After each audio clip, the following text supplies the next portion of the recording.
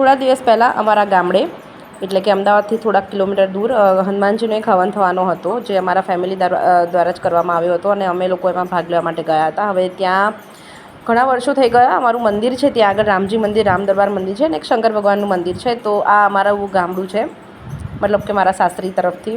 મારા હસબન્ડ અહીંયા જ નાના મોટા કહેવાય ને કે આપણે ગામડામાં એક ઘર હોય છે આપણું, અને ત્યાં અમારું એક મંદિર છે અને ત્યાં આગળ મંદિરમાં જ અમારો એક નાનકડો એવો હવન થયો હતો હનુમાનજી દાદાનો. હવે હનુમાનજી દાદાનો હવન હોય અને અમે લોકો ના જઈએ એવું તો બને જ નહીં. તો કેટલા વર્ષો પછી અમે લોકો અમારા મંદિરને પણ દર્શન કરવા ગયા અને એક નાનકડી એવી ધાર્મિક કાર્યક્રમ હતો, તો એમાં પણ હાજરી અપાઈ ગઈ. અને હવનમાં જ્યારે આહુતિ આપીને ત્યારે એકદમ મન કહેવાય ને કે એકદમ શાંત થઈ ગયું. અને હનુમાનજી દાદા પાસે હું માગું અને મને ના મળે એવું તો બને જ નહીં.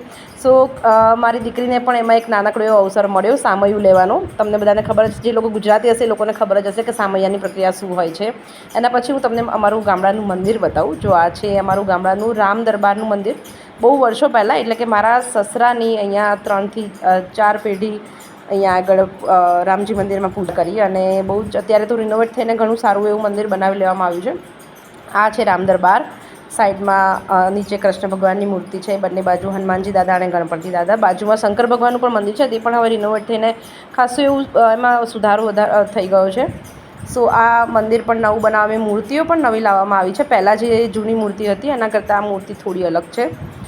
સો બાજુમાં હું તમને બતાવું શંકર ભગવાનનું મંદિર, તે પણ બહુ જ સરસ. અને અહીંયા આગળ પાણી ચડાવવાની મેં એક પદ્ધતિ જોઈ, બહુ જ સરસ હતી. 12 થી 12 એક લોટામાં તમારે પાણી રેડવાનું અને પાઇપ દ્વારા શંકર ભગવાનની ઉપર ચડે, એટલે મંદિરમાં કોઈ પણ જાતની બીજી ગંદકી ના થાય અને બહુ જ સ્વચ્છ રહે.